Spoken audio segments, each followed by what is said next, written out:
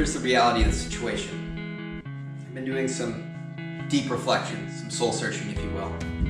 And I was thinking there's houses out there that you look at and you go, hey, that's move-in ready, right? Maybe some throw pillows, maybe some new furniture, good to go. There's other houses like this one that you buy and you say, good bones, but you want to tear everything out of it and fix it up. And then there's houses that you just basically want to demo and you say it's got good land, but we got to blow this whole thing up and start over. And I've decided that my swing is closest to that last, that it's got a good piece of property, but clearly is not going to work now nor ever.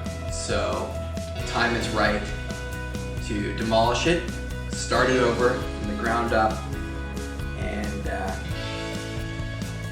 see where we can get to in this journey.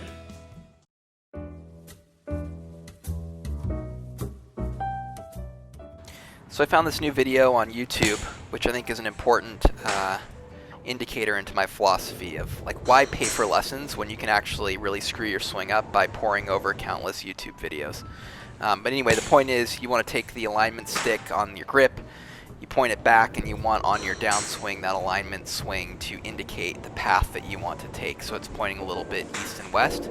What this does is if you do cast, you end up spearing yourself in your stomach.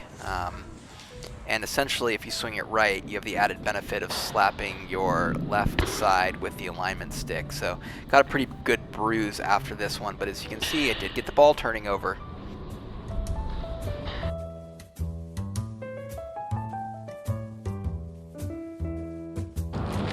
Whew, here we are at the Nile Golf Course. This is where it all began. Jurg booked the tee time. I don't know if you can see my breath. It's 37 degrees.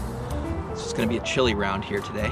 A lot of firsts here. My first and only hole-in-one right there on number 9 coming into the clubhouse. And yeah, I haven't played this course in a while. I used to come here all the time with my old man right by his house.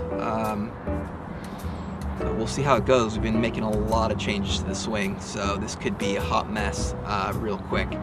But hopefully with the cold weather we get a little extra roll on those worm burners I'm bound to hit. Cheers. Hole number 1 did not start off great. Put myself on the right hand side with a little slice of Rooney off the tee, and then the second shot, nice result. Well, nice shot flight, but did put it up over the green. Second hole, again, not a draw, but it was a great shot right down the middle here, setting myself up. Things went a little haywire after that initial drive. And then on hole number 3, terrible shot. This was not the start we were looking for after such a great range session. But then this shot happened. A gorgeous draw off the fairway. Let's watch it one more time. This one really started to turn things around. It was funny when I was putting this video together and I watched these next couple shots. I was like, hey, this might work. We might just have something there. And then I watched the last couple holes, spoiler alert, and had a very different one. This was another just great shot in this par 3. Made par, really nice, tidy little hole. And then this was my shot of the day. Great swing, great result, thumbs up. Let's watch it one more time in slow motion.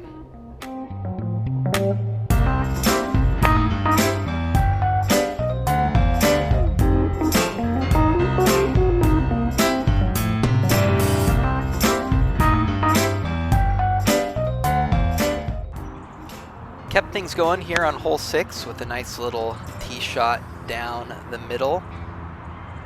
Got the swing in a bit of a groove. It was here at the tail end, and then another really nice shot here on number 9 going into what was a long walk to hole number 10 up the hill behind the clubhouse. Got off to a bad start here on hole number 10 with a slice off the tee, but hit a really nice third shot after punching out from the trees onto the green, and then sunk this par with an enthusiastic fist pump here. And on to the next. Things were rolling right up until that one, which ended up being okay off the tee. It opened up there a little bit after the trees and managed to punch my way up the hill here into a nice little shot. I think ended up making bogey after a 2-putt. This was just a terrible shot, and this is really where things started to turn. Cool hole, way downhill, 182 yards, and I rolled it all 170. And then the swing just got way off track here. Big slice off the tee. Next shot, got up, and I believe nice little one-handed finish here with a terrible shot as I run up to go look, because actually the result was quite pleasing. But again, just not what we're trying to accomplish today. And then coming in on hole number 10, nice little finishing shot, but did not manage to capture some absolutely terrible shots, with which Coach Woods will discuss in his post-round interview. Post-round reflections. Today was rough.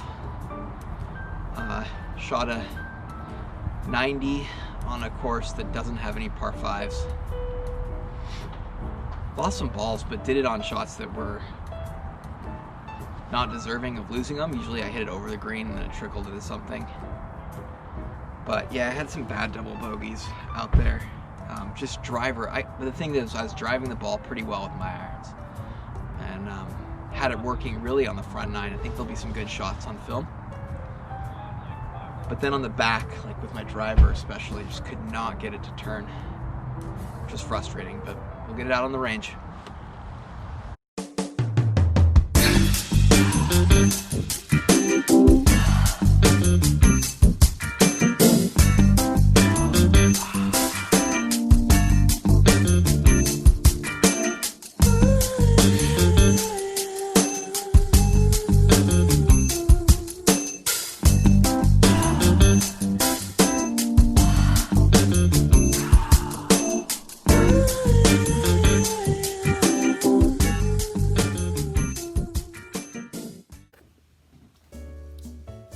Everybody, welcome to Earl's Corner. Another not great day for Ben. Starting with the fact that it was 37 degrees, which he's probably mentioned earlier in this episode. But the high point, I would say, came on the front side. Hole 5, maybe 6. A nice little easy 340, 350 par 4, little bend to the left, and Ben put together 2 shots that made me start to think he might be getting there. And then the low point was really probably 14, which is a 320 yard par 4. Ben hit driver and fairway wood and was still short. So needless to say, not a lot of great contact on those. And I mean, the fairway wood did go in a draw-ish direction, so I guess that's good.